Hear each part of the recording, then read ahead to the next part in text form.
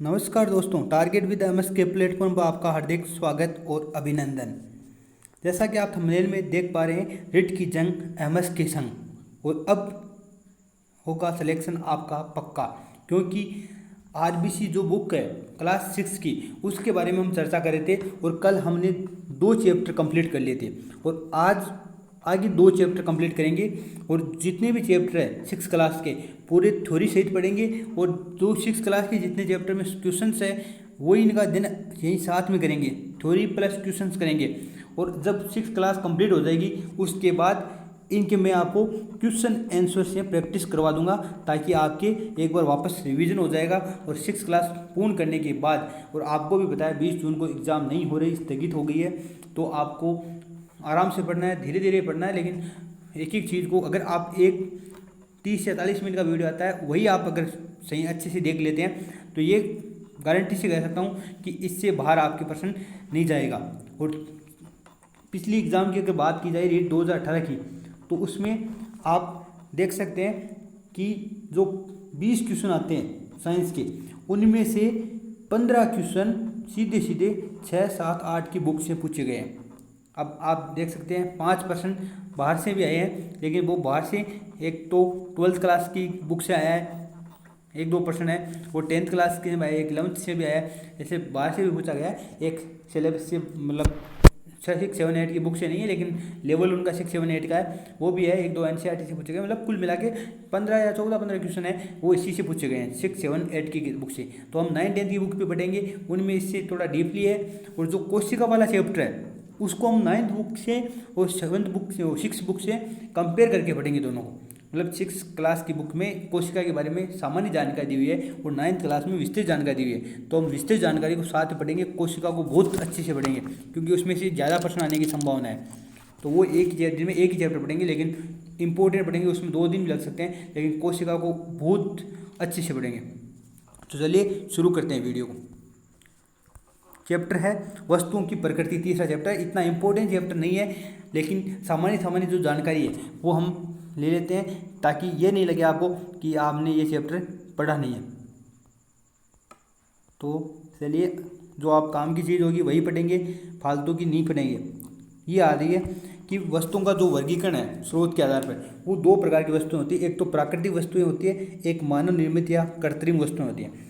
वे वस्तुएं जो हमें प्रकृति से प्राप्त होती है, प्रकृति का मतलब हो गया पादपों से, और जो जंतुओं से प्राप्त होती है वो प्राकृतिक वस्तुएं हैं। और जो मनुष्य द्वारा निर्मित है उन्हें मानव निर्मित भी कह सकते हैं और कृत्रिम वस्तुएं भी कह सकते हैं। ये 2 प्रकार की वस्तुएं हो गई। अब देख सकते हैं, आप देखो, ये रुई है, पादप से प्राप्त होती है। अनार है, आम है, जो ऊन है ये प्राकृतिक है, जबकि खिलौने है, मानव निर्मित है। ऊन भी मानव निर्मित बना दी गई है आजकल, कुर्सी भी मानव निर्मित है, हल मानव निर्मित है। तो ये है प्राकृतिक और मानव निर्मित की वस्तुएं। अब वस्तुओं के गुण क्या क्या है, देखो वस्तुओं की क्या क्या गुण होते हैं इनके बारे में थोड़ी सी बात कर लेते हैं। तो जो द्युति है, एक होता है द्युति, और द्युति का मतलब होता है चमक। चमक का मतलब जैसे हम सोना चांदी की बात करें, गहनों की बात करें, तो इनमें एक चमक पाई जाती है, यही चमक को द्युति कहा जाता है। साइंस की भाषा में हम चमक को द्युति बोलते हैं। जैसे एल्यूमिनियम चादर है, कंघी है, कोयला है, इनमें चमक पाई जाती है, तो जिसे कहा जाता है द्युति। और ये द्युति किस में पाई जाती है, ये धातुओं से जो बनी वस्तुएं होती है, देखिए, हाँ, धातुओं से जो बनी वस्तुएं होती है उनमें द्युति या चमक पाई जाती है। जैसे गहने हैं, बर्तन है, एल्यूमिनियम की चादरें हैं आदि, इनमें क्या पाई जाती है, द्युति पाई जाती है, चमक पाई जाती है। ठीक है। इसके बाद दूसरी बात आती है कि ये बता रहा है कि तांबे के लोटे की चमक कुछ दिनों में कम हो जाती है। धातुएं वायु व नमी के संपर्क में रहने पर संक्षारण के कारण अपनी चमक खो जाती है।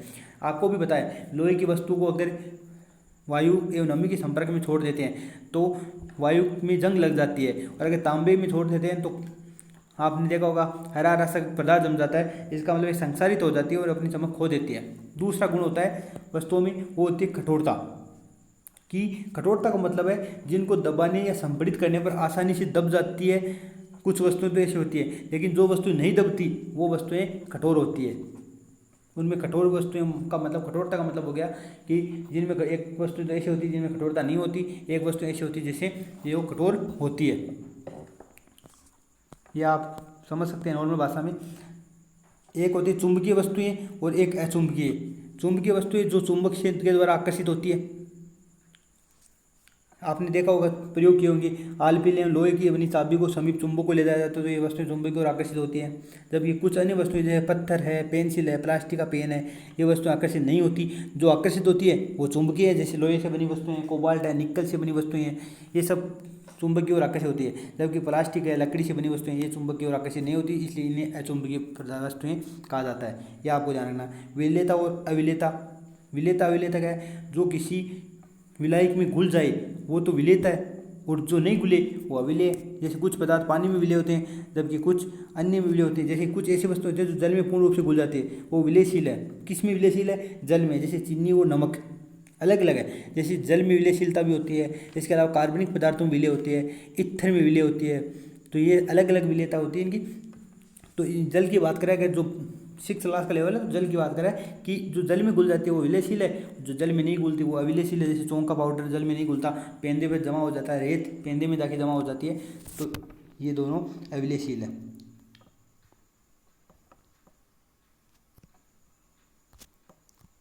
देखो इसके बाद इसमें लिखा है कार्बन डाइऑक्साइड गैस है वो जल में घुलनशील होती है, इसलिए इसका उपयोग शीतल पेय पदार्थों में किया जाता है। जैसे आपने कोल्ड ड्रिंक्स पी होगी, कोल्ड ड्रिंक्स पीने के कुछ समय बाद आपको डकार आती है, और वो डकार आती है वो इसीलिए आती है क्योंकि इसमें कार्बन डाइऑक्साइड गैस होती है। कुछ दर होते हैं जैसे नींबू का रस पानी में पूर्णतः मिश्रित हो जाता है, जबकि कुछ दर जैसे केरोसिन का तेल या सरसों का तेल अगर पानी में डालते हैं तो ऊपर तैरता रहता है। इसी प्रकार ऑक्सीजन गैस जल में आंशिक रूप से विलय होती है, जबकि कुछ गैसें जल में पूर्णतः अविलय होती है। कुछ गैसें ऐसी होती है जो जल में घुलती नहीं, लेकिन ऑक्सीजन जल में आंशिक रूप से विलय होती है। इसके बाद आपको पारदर्शिता के बारे में बात करेंगे। तो पारदर्शिता क्या है? देखो पारदर्शी वस्तुएं क्या होती है? ऐसी वस्तुएं जिनके आर पार देखा जा सकता है, पारदर्शी वस्तुएं कहलाती है। जैसे कांच है, स्वच्छ जल है। स्वच्छ जल लोगों को बिक्कर में भरा हुआ तो उसके आर पार देखा जा सकता है। लेकिन जो वस्तुएं जिसके आर पार नहीं देखा जा सकता अपारदर्शी कहलाती है। जैसे लकड़ी है, नोटबुक है, धातु से बने पात्र है, अपारदर्शी वस्तुएं। ये प्रश्न नहीं पूछा जाएगा, लेकिन जो पारभासी वस्तुएं हैं उनके बारे में थोड़ा सा बात करते हैं। ये क्या होती है पारभासी? कुछ वस्तुएं देखो ऐसी होती है जिनके आर पार तो देख सकते हैं परंतु पूर्ण रूप से स्पष्ट नहीं देख सकते अथवा धुंधला दिखा देते हैं, ऐसी वस्तु पारभासी कहलाती है। 3 प्रकार की वस्तु होती है, पारदर्शी, अपारदर्शी और पारभासी। आपको पारभासी याद रखना है कि जो ये पूर्ण रूप से स्पष्ट रूप से नहीं देख सकते वो वस्तुएं क्या कहलाती है? पारभासी कहलाती है। देख तो सकते हैं लेकिन पूर्ण रूप से आंशिक रूप से देख सकते हैं, मतलब कहने का मतलब आंशिक रूप से देख सकते हैं। इसके बाद घनत्व की बात की जाए, ये घनत्व है। घनत्व के बारे में कुछ वस्तुएं जो पानी में तैरती है, कुछ डूब जाती है, इन सब का कारण क्या होता है? घनत्व होता है। जिन वस्तुओं का घनत्व जल के घनत्व से कम होता है वे जल की सतह पर तैरती है, और जिनका घनत्व जल से अधिक होता है वे जल में डूब जाती है। और ये सब कारण क्या है? घनत्व है।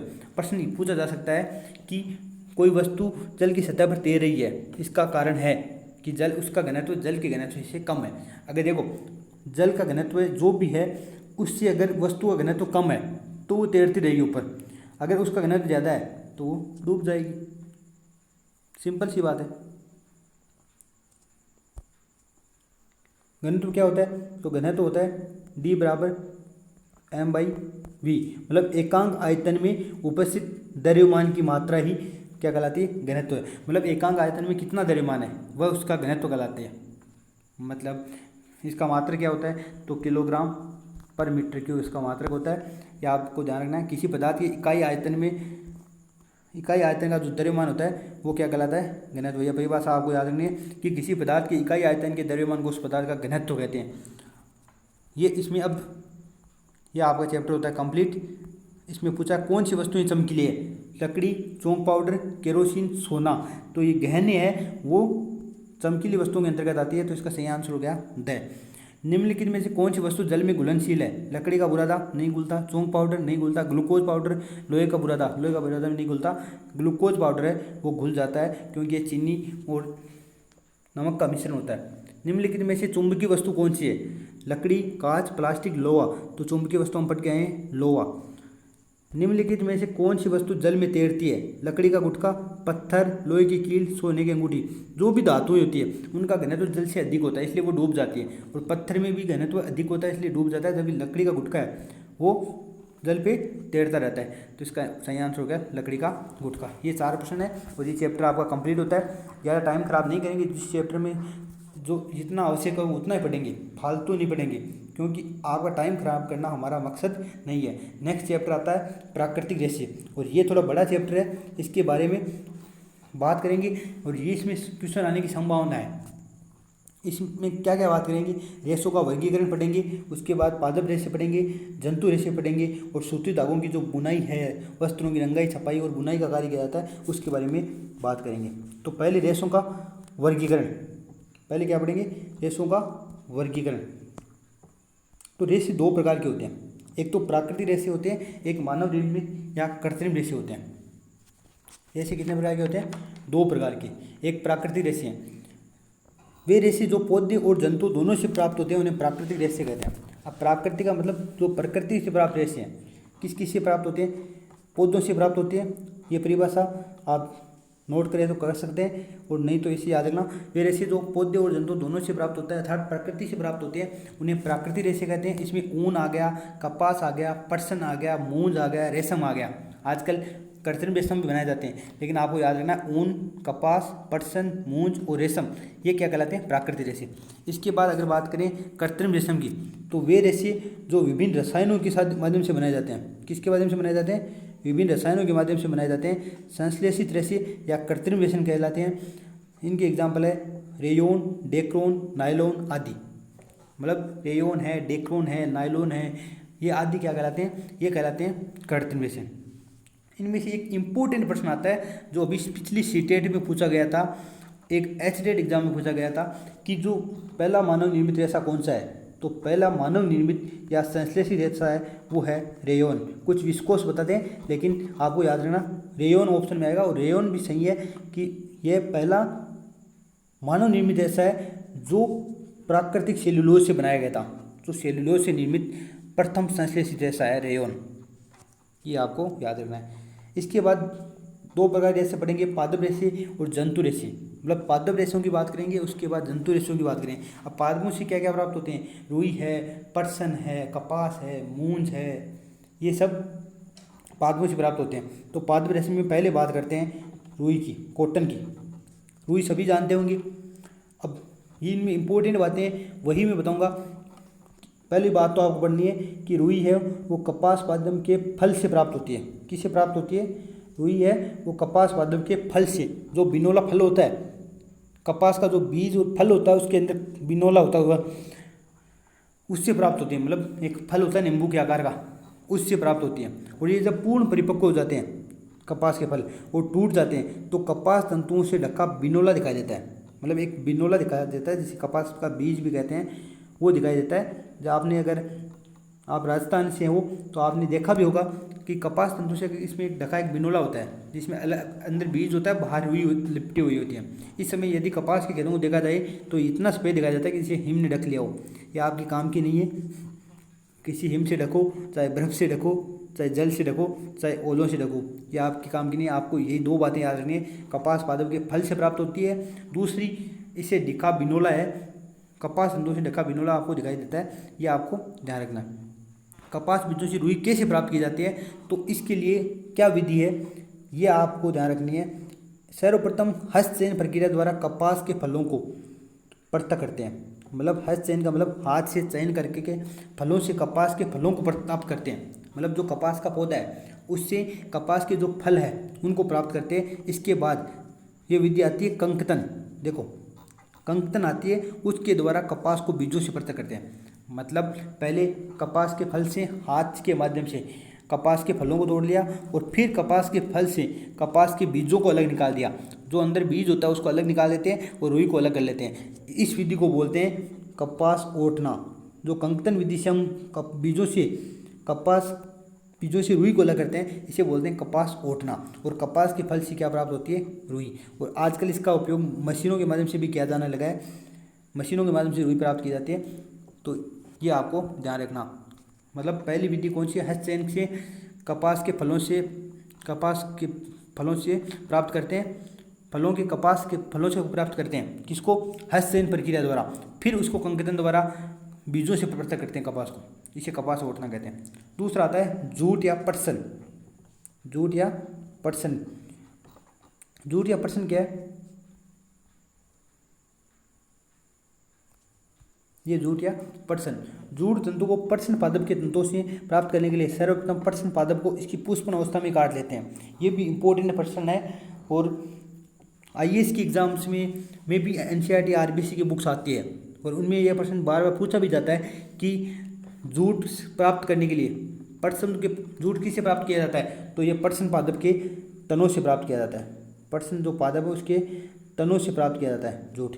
जूट किससे प्राप्त किया जाता है? तो पटसन पादप के तनों से प्राप्त किया जाता है। वैसे जूट को पटसन भी बोलते हैं। इसमें क्या होते हैं, जो जूट के पौधे होते हैं उनको पुष्पन अवस्था से पहले काटते हैं। यह आपको इंपॉर्टेंट बात ध्यान रखनी है कि इनको कब काटते हैं, तो पुष्पन अवस्था से पहले काट लेते हैं, पुष्प आने से पहले ही काट लेते हैं और फिर इनके तनों को कुछ दिनों तक जल में डुबो कर रखा जाता है।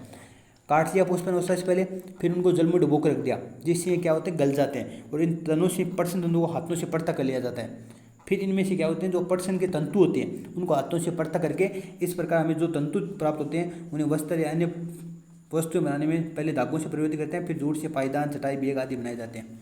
जूट से पायदान, चटाई, बैग आपने देखे भी होगी जूट के, ये बनाए जाते हैं। लेकिन इसको पुष्पन अवस्था में से पहले काटते हैं, पुष्पन अवस्था में ही काट लेते हैं। पहले काट लेते हैं, पुष्पन अवस्था में काट सकते हैं। मतलब इनको सूखने नहीं देते। कुल मिला के बात यह है कि इनको सूखने से पहले काट देते हैं, पुष्पन अवस्था में ही काट लेते हैं। इसके बाद आती है मूंज।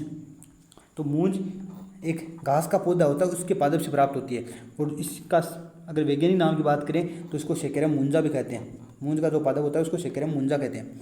ये एक द्विबीजपत्री पादप है। कौन सा पादप है? सॉरी, एक बीजपत्री पादप है, द्विबीजपत्री नहीं है। ये मूंज है वो एक बीजपत्री पादप है। ये सामान्यतः नागौर, बीकानेर, सीकर, झुंझुनू, अजमेर में पाया जाता है। ये भी आपको ध्यान रखना है क्योंकि आपके जो चैप्टर है कृषि शामिल किया गया रेट में, उसमें आपको कौन से जिले में कौन सी फसल उगाई जाती है यह आपको पता होना चाहिए। तो ये आपको ध्यान रखना, नागौर में, बीकानेर में, सीकर में, झुंझुनू में, अजमेर में ये मूंज की घास पाई जाती है और इससे मूंज प्राप्त की जाती है। ये आप देख सकते हैं, ये जूट है, जूट के इसे प्राप्त करते हैं और ये जूट का बैग है। जैसे आप बोरियां नहीं आती क्या घर पे, वो जूट के पटसन जो तंतु होते हैं उनसे बनी होती है। मूंज के सर्कनों का उपयोग, मूंज का उपयोग क्या है? झोंपड़े बनाने में, परंपरागत फर्नीचर जैसे मुड्डे, टेबल, सिरकी, इको फ्रेंडली खिलौने बनाने में किया जाता है। इसके रेशों से विभिन्न प्रकार की रस्सियों का निर्माण किया जाता है, जिसका उपयोग ग्रामीण क्षेत्रों में चारपाई बनाने में, कुर्सियां बनाने में, सजावटी सामान बनाने में किया जाता है। राजस्थान के अजमेर जिले में मूंज आधारित कुटीर उद्योगों द्वारा विभिन्न प्रकार की वस्तुओं का व्यावसायिक उत्पादन किया जाता है, जिससे आर्थिक सुदृढ़ता प्राप्त होती है। राजस्थान के अजमेर में, याद रखना, राजस्थान के अजमेर जिले में कुटीर उद्योग है, जिसका मूंज आधारित कुटीर उद्योग है, जिससे वस्तुओं का व्यावसायिक उत्पादन किया जाता है। यह आपको ध्यान रखना है। इसके बाद में हम पढ़ेंगे सूखी धागे की जो कताई है, बुनाई है, वस्तुओं की रंगाई छपाई का कार्य किया जाता है, उसके बारे में देखो। मूंज से निर्मित फर्नीचर बना रहे हैं, कितनी बढ़िया। इको फ्रेंडली जिन्हें वस्तुएं बोलते हैं, इको फ्रेंडली खिलौने बनाए जाते हैं मूंज से, कुर्सियाँ बनाई जाती है। तो ये है जो सूती वस्तुओं की कताई बुनाई का कार्य है। उसमें पहला आता है कताई, और कताई में पादपों से प्राप्त तंतुओं से धागा बनाने की प्रक्रिया क्या कहलाती है? कताई कहलाती है। वीडियो ज़्यादा बड़ा नहीं हो इसलिए मैं थोड़ा स्पीड से बढ़ा रहा हूँ। अगर आपको लग रहा है थोड़ा सा स्पीड है तो आप कमेंट करके बता सकते हो कि सर धीरे पढ़ाइए, तो मैं कल से धीरे पढ़ा दूंगा। तो पादपों से जो प्राप्त तंतु होते हैं उनसे धागा बनाने की जो प्रक्रिया है वो कताई कहलाती है। कताई की प्रक्रिया में रुई की एक पूंछ से धीरे धीरे रेशों को खींचते हैं और साथ साथ उन्हें ऐंठते रहते हैं, जिससे तंतु पास पास आ जाते हैं और धागा बनने लगता है। इसमें क्या होता है, तंतुओं से धागा बनाने की जो प्रक्रिया है वो कताई कहलाती है। इसमें मतलब काते जाते हैं, हम बोलते हैं ना काटना, वही है कताई। कताई की प्रक्रिया में क्या होता है, रुई की एक पूंछ से धीरे धीरे रेशों को खींचते हैं और साथ साथ उन्हें ऐंठते रहते हैं, जिससे तंतु पास पास आ जाते हैं और धागा बनने लगता है। कताई के लिए एक सरल युक्ति है, वो है हस्तकवा, तकली बोलते हैं इसे। और एक अन्य युक्ति चरखे का उपयोग भी किया जाता है। हस्तकवा तो आपने देखी होगी, जैसे आप बड़े बुजुर्गों को देखेंगे पहले वालों के, तो वो ऐसे काटते रहते थे हस्तकवा के माध्यम से, तकली के माध्यम से। आप वो तो चलो मूंछ से वगैरह ऐसे सूती वस्त्रों के कपड़ों से धागा बनाते हैं। ये धागा तो ये तो आपने देखा भी होगा, और चरखा तो आपने देखा ही है, महात्मा गांधी का नाम किसने नहीं सुना। इसके बाद आता है बुनाई। धागे से वस्त्र निर्माण बुनाई द्वारा किया जाता है। मतलब बुनाई से क्या होता है, कताई काट लिया पहले धागे को, अब धागे से जो वस्त्र निर्माण किया जाता है उसको कहा जाता है बुनाई। बुनाई में वीविंग व निटिंग द्वारा की जाती है। जो बुनाई का कार्य है वो वीविंग तथा निटिंग द्वारा किया जाता है। वीविंग या निटिंग क्या है, वीविंग क्या है और निटिंग क्या है, ये दोनों इंपॉर्टेंट चीज़ें हैं। ये दो प्रक्रिया होती है बुनाई करने की, एक आप तो वीविंग से करेंगे या निटिंग से करेंगे। धागे के दो शेड को आपस में व्यवस्थित करके, दो शेड को आपस में व्यवस्थित करके, ऐसे दो शेड आपस में व्यवस्थित करके वस्त्र निर्माण की क्रिया को वीविंग कहते हैं। और वस्त्रों को वीविंग कहते हैं, कर्बों का उपयोग किया जाता है। किसका उपयोग किया जाता है, कर्बों का उपयोग किया जाता है। देखो धातुओं के दो शेड है उनको आपस में व्यवस्थित करके वस्त्र निर्माण की जो प्रक्रिया है वो कहलाती है वीविंग। और वस्तुओं की वीविंग हेतु किसका उपयोग किया जाता है, कर्बों का उपयोग किया जाता है। जबकि एकल धागे से वस्त्र निर्माण की क्रिया कहलाती है निटिंग कहलाती है। निटिंग हाथों तथा मशीनों द्वारा की जाती है। देखो वस्तुओं के दो धागे को आपस में व्यवस्थित करके वस्त्र निर्माण की जो क्रिया है वो तो कहलाती है वीविंग, और एकल धागे से वस्त्र निर्माण क्रिया क्या कहलाती है, निटिंग कहलाती है। वीविंग की प्रक्रिया कर्बों के माध्यम से संपन्न होती है, जबकि निटिंग क्रिया हाथों या मशीनों द्वारा की जाती है। इसके बाद आती है वस्त्रों की रंगाई।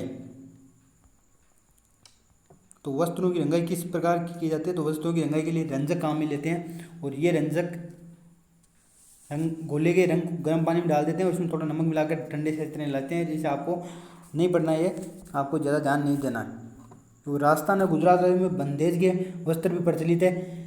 बंदेज द्वारा कपड़े पर आकर्षक डिजाइन बनाई जाती है। ये कार्य एक लघु उद्योग की तरह कम खर्च में अधिक धन कमाने में सहयोगी बन सकता है। इसके द्वारा रुमाल, scarf, sari, blouse, salwar suit, चुन्नी, चादर, पर्दे, कुशन आदि तैयार किए जाते हैं। बंदाइज में रंगाई करने से पूरे डिजाइन को के लिए वस्त्र को धागे से बांध दिया जाते हैं। आपने देखा होगा गाँव में ये बंदेज का कार्य प्रचलित किया, जैसे ये कोई वस्त्र है ऐसे इतना बड़ा, इसमें से क्या है यहाँ से धागे इसको पकड़ के इसको धागे से बांध दिया जाता है और फिर इसको रंगा जाता है, और रंगने के बाद ये धागा वापस खोल दिया जाता है जिससे वस्त्र में एक आकर्षक डिजाइन बन जाती है। ये कार्य क्या कहलाता है, बंदेज। ये राजस्थान व गुजरात में प्रसिद्ध है, ये आपको ध्यान रखना है। इसके बाद वस्त्रों की छपाई का कार्य। तो राजस्थान में छपाई कला का सर्वोत्तम स्वरूप है वो सांगानेर जयपुर में देखने को मिलता है।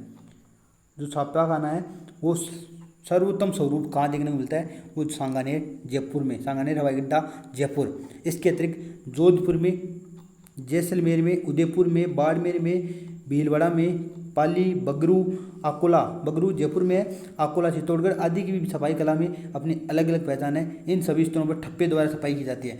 ठप्पा आपने देखा होगा छोटी कक्षाओं में, कला शिक्षा सब्जेक्ट पढ़ी होगी आपने, भूल गए तो पता नहीं, ऐसा ऐसा कुछ आता था ठप्पा। जैसे आलू, अगर आलू को काट के ऐसे रंगे जाते हैं तो वो ठप्पा ऐसा होता था ठप्पा। रंगाई में छपाई के लिए सफ़ेद कपड़े और सूती वस्त्र जैसे मखमल, लट्ठा व रेशमी वस्त्रों का भी प्रयोग किया जाता है। अब इस ठप्पे का दूसरा नाम भांत भी कहते हैं। क्या कहते हैं, ठप्पा या भांत, भांत भी कहते हैं, ठप्पा कहते हैं। ये लकड़ी से भी बनाए जाते हैं, लकड़ी के या धातु के भी बने होते हैं, ठीक है। और ठप्पे बनने के बाद इनको तिल्ली के तेल में रात भर डुबो कर रखा जाता है। सर्वप्रथम वस्तुओं की छपाई के लिए पात्र रंग तैयार करते हैं। स्पंज को पानी से गिला करके अब तैयार रंग को स्पंज में डालते हैं। आपने वो देखा होगा, पेड़ देखा होगा, अंगूठा लगाते हैं वो पेड़ देखा होगा, उसकी तरह एक स्पंज होता है, उस पर पानी से गिला करके उस पर रंग को डाल देते हैं। फिर उस ठप्पे को स्पंज पर रख देते हैं जिससे उसमें रंग छिड़ जाता है। फिर ब्लॉक से कपड़े पर सही आकृति में एक ही लाइन पर ठप्पा लगाते हैं और पूरे वस्त्र के किनारे पर ठप्पा लगा जाते हैं। आजकल वस्त्रों की छपाई तो मशीनों का भी उपयोग किया जा रहा है। सूती वस्त्र की विशेषताएं क्या होती है, सूती वस्त्र ठंडा होता है, ये गर्मियों में नमी सोखता है और सूती वस्त्रों को रंगना आसान होता है। ये तीनों विशेषताएं पाई जाती है सूती वस्त्र, तो सर्वाधिक सूती वस्त्र उपयोगी लिए जाते हैं हमारे। इसके बाद आते हैं जानतव रेशे। जानतव का रेशे का मतलब हो गया जंतुओं से प्राप्त रेशे। जो एनिमल से रेशे प्राप्त होते हैं वो जानतव रेशे जो जंतुओं से प्राप्त होते हैं। जैसे ऊन हो गया, रेशम हो गया, ये जंतु से प्राप्त होते हैं। तो पहले ऊन की बात करें तो ऊन भेड़ से प्राप्त की जाती है, बकरी से प्राप्त की जाती है, याक से प्राप्त की जाती है, खरगोश से प्राप्त की जाती है, आदि अनेक जंतु हैं जिनसे बालों से ऊन प्राप्त की जाती है। इन जंतुओं के शरीर में बालों की एक मोटी परत होती है जिनसे शरीर इनका गर्म रहता है। तंतु रूप में मुलायम बाल ही ऊन बनाने के लिए उपयोग में जाते हैं। देखो दो प्रकार के बाल होते हैं ऊन के लिए। अगर आप किसी एनिमल की, आप कोई भी एनिमल की अगर ऊन इकट्ठा कर रहे हैं तो उसमें दो प्रकार के बाल होते हैं। एक तो तंतुरूपी बाल होते हैं जिससे ऊन बनाई जाती है, और एक होते हैं ढाडी के जैसे रुख के बाल होते हैं। जो रुख के बाल होते हैं उनका उपयोग ऊन बनाने में नहीं किया जाता। आपने देखा होगा कि जैसे भेड़ होती है उनके काफ़ी सारे बाल होते हैं, अब ऊन पूरी से ऊन थोड़ी बनाई जाती है, उनमें से ऊपर वाले जो खराब ऊन होती है वो तो फेंक दी जाती है और उसमें जो तंतुर में मुलायम बाल होते हैं उन्हीं का ऊन में उपयोग किया जाता है। तो ये आपको तंतुर में जो मुलायम बाल है वही उपयोग किए जाते हैं। ऊन निर्माण की प्रक्रिया क्या है? रेशों को ऊन में परिवर्तित करना। ऊन निर्माण की प्रक्रिया जो रेशे है, तंतु रूपी रेशे, उनको ऊन में परिवर्तित किया जाता है पहले। और इनके लिए क्या क्या पद है या आप थोड़ा सा समझ लो कि सर्वप्रथम क्या करते हैं, भेड़ के शरीर से बालों को उतार लिया जाते हैं और इसे ऊन की क्या कहते हैं, कटाई कहते हैं। पहले ऊन की गर्मी के मौसम में की जाती है, जिससे भेड़ों को शरीर में बालों के सुरक्षात्मक आवरण के ना होने पर भी उन पर कोई दुष्प्रभाव नहीं पड़ता। इन्हीं रेशों को संसाधित करते हैं ऊन का धागा बनाया जाता है। मतलब जो गर्मियों के मौसम में भेड़ों के शरीर की बाल की कटाई कर दी जाती है, जिसे कटाई कहता है। फिर क्या क्या उतारी गई जो बाल है उसे चिकनाई है, धूल है आदि को हटाने की प्रक्रिया को अभिमार्जन कहते हैं। क्या कहते हैं? अभिमार्जन। ये अपना ध्यान रखना, मतलब चिकनाई, धूल आदि को हटाने की प्रक्रिया क्या कहलाती है? अभिमार्जन कहलाती है। इसके लिए इन बालों को बड़ी बड़ी टंकियों में डालकर धोया जाता है। फिर क्या कहता है, अलग अलग गठन वाले जो बाल है उनका छंटाई का कार्य किया जाता है। क्या किया जाता है? छंटाई का कार्य किया जाता है। उनमें से कोमल बाल या फूले हुए रेशे जिन्हें बर कहते हैं, क्या कहते हैं? बर कहते हैं, इनको अलग कर लिया जाता है। फिर बालों को सुखा लेते हैं और फिर अभिमार्जन कर उन्हें पुनः सुखा लेते हैं। इस प्रकार प्राप्त ऐसे ऊन को ही धागे के रूप में कहा जाता है। ऊन के विभिन्न अंगों से फिर रंगाई की जाती है। फिर देखो ये एक इम्पोर्टेंट है कि रेशों को सीधा करके सुलझाना और फिर लपेट कर धागा बनाना की प्रक्रिया रीलिंग कहलाती है। मतलब रेशों को सीधा करके सुलझाना और फिर लपेट कर धागा बनाना क्या कहलाता है? रीलिंग कहलाता है। लंबो रेशों को काट कर स्वेटर की ऊन और छोटे रेशों को काट कर ऊनी वस्त्र बनाए जाते हैं।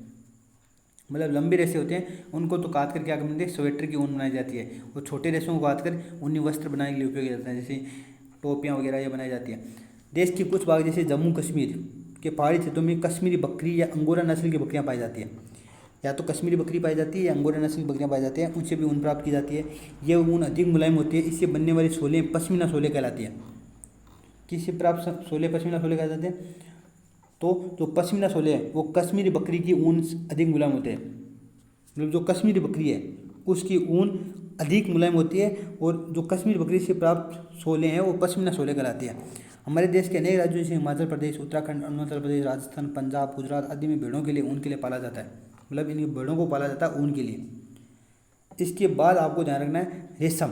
रेशम भी एक प्राकृतिक रेशा है, मतलब प्रकृति से प्राप्त होता है और जानता रेशम में आता है जो रेशम की कीट से प्राप्त होता है। और रेशम कीट पालन को सेरीकल्चर कहा जाता है। और ये प्रश्न पटवार एग्जाम, राजस्थान पुलिस एग्जाम और राजस्थान की जो छोटी एग्जाम्स होती है शिक्षक भर्ती को छोड़कर जो छोटी एग्जाम होती है उनमें एक टॉपिक आता है जंतुओं का आर्थिक महत्व है। उसमें यह प्रश्न बार बार बहुत बार पूछा गया है, एलडीसी वगैरह में तो बहुत बार पूछा गया है कि रेशम कीट पालन को क्या कहते हैं? तो इसको बोलते हैं सेरीकल्चर। क्या कहते हैं? सेरीकल्चर। ये इंपॉर्टेंट है, ध्यान रखना। रेशम कीट पालन को क्या कहते हैं? ये कहते हैं सेरीकल्चर। नेक्स्ट कि रेशम प्राप्त करने के लिए रेशम की कीटों को पालना क्या कहलाता है? रेशम कीट पालन सेरीकल्चर कहलाता है। रेशम कीट कहाँ पाए जाते हैं? तो ये शहतूत के पौधे पर रहता है और इसकी पत्तियाँ खाता है। रेशम जो कीट है वो शहतूत के पौधे पर रहता है और उसकी पत्तियाँ खाता है। रेशम कीट का अगर जीवन चक्र की बात करें तो ये आपको जीवन चक्र इंपॉर्टेंट ध्यान रखना है, क्योंकि इससे प्रश्न बनने की पूरी संभावना है, क्योंकि ये इंपॉर्टेंट चीज़ें हैं, इसमें से प्रश्न बन सकता है। क्योंकि रेशम कीट का जो जीवन चक्र है, मादा कीट शहतूत के पौधे पर अंडे देती है। जो मादा कीट है वो शहतूत के पौधे पर क्या करती है? अंडे देती है। इन अंडों से इलिया या कैटरपिलर, जिसे लार्वा भी कहते हैं, निकलते हैं। ये इलिया शहतूत की पत्तियों को खाकर वृद्धि करती है। इनमें विशेष ग्रंथि होती है जिसे रेशम ग्रंथि कहते हैं। ये ग्रंथि एक पदार्थ स्रावित करती है। इलिया इस पदार्थ से धागे सदस्य संरचना बनाती है और अपने चारों ओर लपेट लेती है। मतलब वो मादा कीट है वो शहतूत के पौधे पर अंडे देगी और इन अंडों से क्या निकलेगी? इलिया निकलेगी या कैटरपिलर, जिन्हें लार्वा भी कहते हैं। ये इलिया क्या करते हैं? शहतूत की पत्तियों को खाकर वृद्धि करती है और इनमें एक विशेष ग्रंथि पाई जाती है जिसे रेशम ग्रंथि कहते हैं। यह ग्रंथि एक पदार्थ स्रावित करती है और इलिया इस पदार्थ से धागे सदस्य संरचना बनाती है और अपने चारों ओर लपेट लेती है। इल्ली के चारों ओर रेशम का धागा लिपट जाने से गोल संरचना बन जाती है, जिसे क्या बोलते हैं? कर्मी कोश या कोकुन कहा जाता है। कर्मी कोश में इल्लियाँ प्यूपा अवस्था में बदल जाती है और प्यूपा रेशम कीट बनकर अपना जीवन चक्र पूर्ण करता है। रेशम कीट के जीवन चक्र की कोकुन अवस्था को वयस्क कीट में परिवर्तित होने से पहले रेशम कीट से प्रवृत्ति होने से पहले कोकुन को धूप या गर्म पानी में तो भाप में रखा जाता है और रेशम की कीट प्राप्त किया जाता है। अब यह प्रश्न पूछा गया था कि रेशम कीट रेशम प्राप्त करने के लिए रेशम कीटों को प्यूपा अवस्था में प्राप्त करते हैं या कर्मी कोश या कोकून अवस्था में। तो याद रखना, कर्मी कोश या कोकून अवस्था से जैसे प्यूपा अवस्था में बदलती है उससे पहले ही रेशम कीट को अलग कर लिया जाता है शहतूत के पौधे से और इनसे रेशम प्राप्त की जाती है। जैसे प्यूपा रेशम कीट बनकर जीवन चक्र पूर्ण करता है उससे पहले ही रेशम कीट के जीवन चक्र को कोकून अवस्था को वयस्क कीट में परिवर्तन होने से पहले ही कोकूनों को मतलब कर्मी कोश या जो कोकून अवस्था है उसी में ही रेशम को पानी में, गर्म पानी में रख दो, धूप में रख दो, भाप में रख दो और जिससे क्या होते हैं रेशम के जो कोकून है, कीट है वो मर जाते हैं और रेशम के रेशे प्राप्त होते हैं। रेशम के रूप में उपयोगी धागा बनाने की इस प्रक्रिया को रेशम की रीलिंग कहते हैं। क्या कहते हैं? रेशम की रीलिंग। फिर इन रेशों की कताई की जाती है जिससे रेशम के धागे प्राप्त होते हैं। इसके बाद बुनकरों द्वारा इन धागों को वस्त्र बनाए जाते हैं। हमारे देश का 90% रेशम उत्पादन कर्नाटक है, आंध्र प्रदेश है, तमिलनाडु आदि से प्राप्त होता है। चीन सर्वाधिक रेशम उत्पादन करने वाला देश है और आपको पता होगा, नाम सुना होगा, एनसीईआरटी में दिया भी है, सिल्क रूट।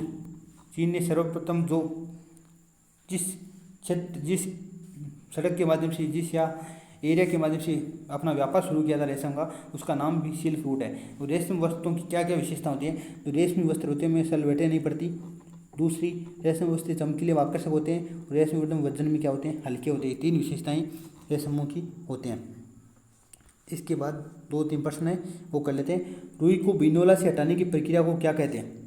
मतलब रुई को बीज से हटाने की प्रक्रिया, रुई को बीज से हटाने की प्रक्रिया कहलाती है ओटना, कपास ओटना कहते हैं। प्राकृतिक तंतु का उदाहरण क्या है? तो प्राकृतिक जो तंतु का उदाहरण है वो है नायलॉन, रेयोन, रुई और डेक्रोन। जो प्राकृतिक तंतु है, देखो रेयोन, नायलॉन और डेक्रोन ये तीनों क्या है? संश्लेषित है या मानव निर्मित है। जबकि जो रुई है ये क्या है? प्राकृतिक तंतु है। इसके बाद जांतव तंतु का उदाहरण क्या है? कपास, नायलॉन, ऊन, पटसन। ऊन, पटसन, नायलॉन ये तीनों क्या है? जबकि जांतव रेशे की बात करें मतलब जंतुओं से प्राप्त, जंतुओं से क्या प्राप्त होती है? ऊन प्राप्त होती है। नेक्स्ट प्रश्न, रेशम का रेशा किससे प्राप्त किया जाता है? तो ये रेशम के कीट से प्राप्त किया जाता है। इसका सही आंसर होगा डी। ये होते हैं आपके 2 चैप्टर कंप्लीट। मिलते हैं नेक्स्ट वीडियो में। 2 चैप्टर कंप्लीट हो गए पूरे। इसके बाद जैसी 6th क्लास की किताब कंप्लीट होगी उसके बाद हम बात करेंगे इनके प्रश्न उत्तर। और ये प्रश्न जो अभी करा रहा हूँ ये नहीं लूँगा, इसके अलावा जो प्रश्न बन रहे हैं और पूरे चैप्टर वाइज MCQ बेस शुरू करेंगे। तो आज के लिए इतना ही, धन्यवाद।